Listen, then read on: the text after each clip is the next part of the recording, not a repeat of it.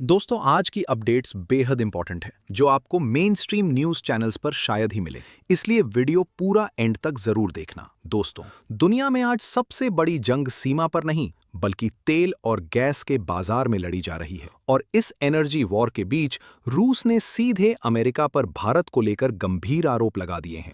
दरअसल रूस के विदेश मंत्री सरगेई लैवरोव ने कहा है कि अमेरिका भारत को सस्ता रूसी तेल खरीदने से रोकने की कोशिश कर रहा है और इसके पीछे मकसद है महंगा अमेरिकी एलएनजी दुनिया पर थोपना। टीवी ब्रिक्स को दिए इंटरव्यू में लैवरोव ने कहा कि अमेरिका टैरिफ्स, सैंक्शंस और डायरेक्ट बैन्स के जरिए दूसरे देशों पर दबाव बना रहा है। उन्होंने आरोप लगाया कि ये सब एनर्जी सप्लाई रूट्स पर अमेरिकी नियंत्रण स्थापित करने की रणनीति है। लैवरोव ने यह भी कहा कि पिछले साल एंकरेज में शांति वार्ता के दौरान रूस ने अमेरिका के प्रस्ताव को स्वीकार किया था, लेकिन उसके बाद नए प्रतिबंध लगा दिए गए। उन्होंने तो यहां तक कहा कि रूसी टैंकरों के खिलाफ समुद्र में युद्ध छेड़ा जा रहा है। दोस्तों, यह बयान ऐसे समय आया है जब भारत द्वारा रूसी तेल आयात कम करने की अटकलें लगाई जा रही हैं, लेकिन भारत की तरफ से साफ संदेश भी आया है। भारत के विदेश सचिव विक्रम मिस्री ने कहा कि भारत का एनर्जी फैसला सिर्फ और सिर्फ राष्ट्रीय हित पर आधारित होगा।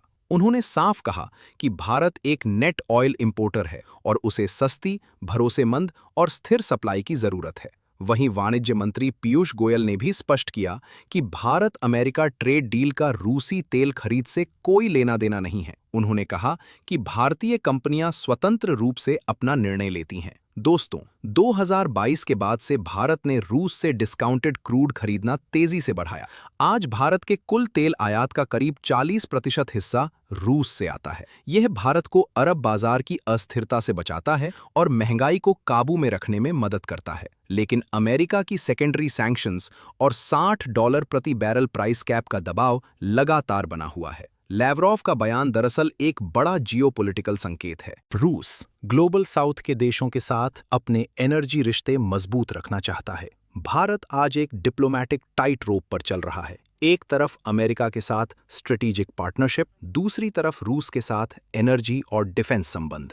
लेकिन अब तक के संकेत यही बताते हैं, भारत किसी बाहरी दबाव में अपनी एनर्जी पॉलिसी नहीं बदलेगा। अब सवाल आपसे, क्या अमेरिका वाकई भारत को रूसी तेल छोड़ने पर मजबूर कर सकता है या भारत अपनी स्ट्रेटेजिक ऑटोनॉमी पर कायम रहेगा? कमेंट में अपनी राय जरूर लिखिए। अब बढ़ते हैं अगली खबर की ओर। दोस्तों, सोचिए जरा, बीजिंग की जमीन पर भारत और अमेरिका के राजदूत मिले और बातचीत का केंद्र हो क्वाड, ट्रेड और इंडो पैसिफिक स्ट्रैटेजी।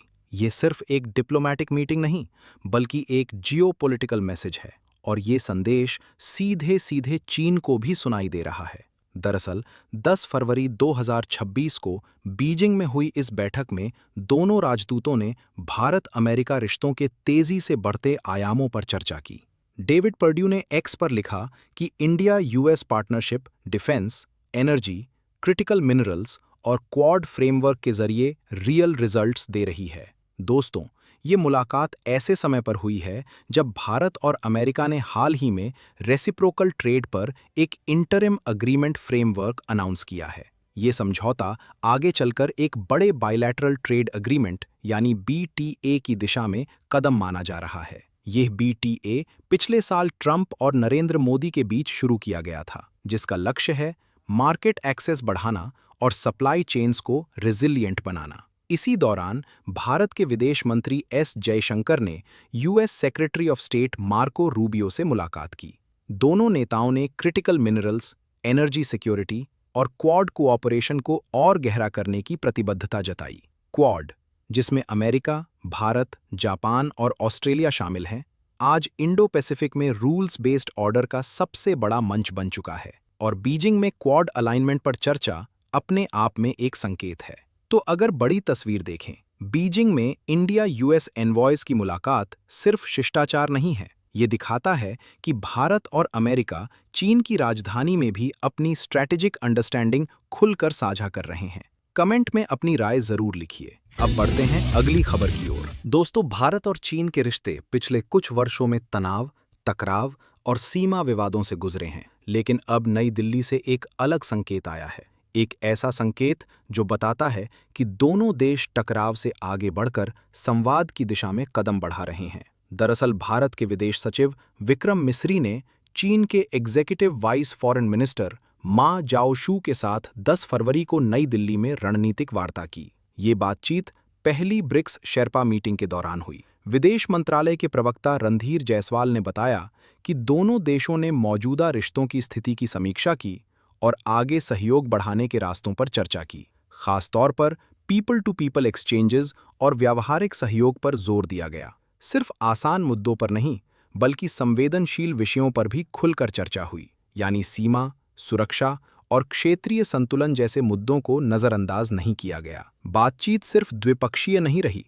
दोनों देशों ने ग्लोबल और रीजनल हालात और मल्टीलैटरल मंचों पर सहयोग को लेकर भी विचार साझा किए।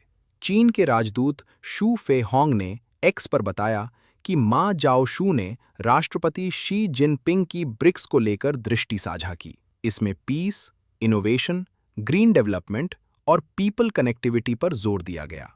दोस्तों, भारत इस साल ब्रिक्स की अध्यक्षता कर रहा है और इसी के तहत आगामी 18वें ब्रिक्स समिट की तैयारियां भी शुरू हो चुकी हैं। भारत की ओर से ब्रिक्स शेर्पा सुधाकर दलेला ने प्रधानमंत्री नरेंद्र मोदी के पीपल सेंट्रिक विजन को सामने रखा।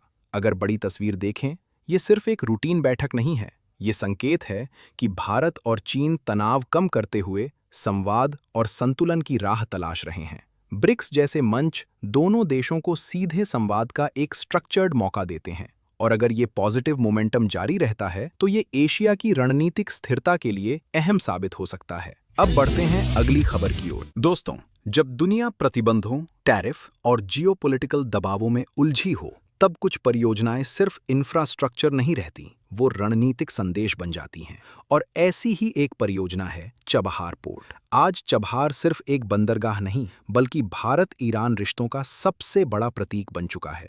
दरअसल नई दिल्ली में ईरान के नेशनल डे रिसेप्शन के दौरान राजदूत फथली ने कहा कि भारत और ईरान के रिश्ते हजारों साल पुरानी सभ्यताओं पर आधारित हैं और आज चबहार उसी ऐतिहासिक भरोसे का आधुनिक रूप है। चबहार की अहमियत सिर्फ लॉजिस्टिक्स तक सीमित नहीं है, ये साउथ एशिया, अफगानिस्तान और सेंट्रल एशिया को जोड़ने वाला एक स्ट्रेटेजिक गेटवे है। भारत के लिए इसका मतलब साफ है, पाकिस्तान को बाईपास करते हुए सीधी क्षेत्रीय पहुंच। यही वजह है कि भारत ने 2003 में चबहार विकास का प्रस्ताव रखा था। बाद में इंडिया पोर्ट्स ग्लोबल लिमिटेड और ईरान की पोर्ट और मैरीटाइम ऑर्गेनाइजेशन के बीच लंबी अवधि का संचालन समझौता हुआ, जिसने 2016 के पुराने पैक्ट की जगह ली।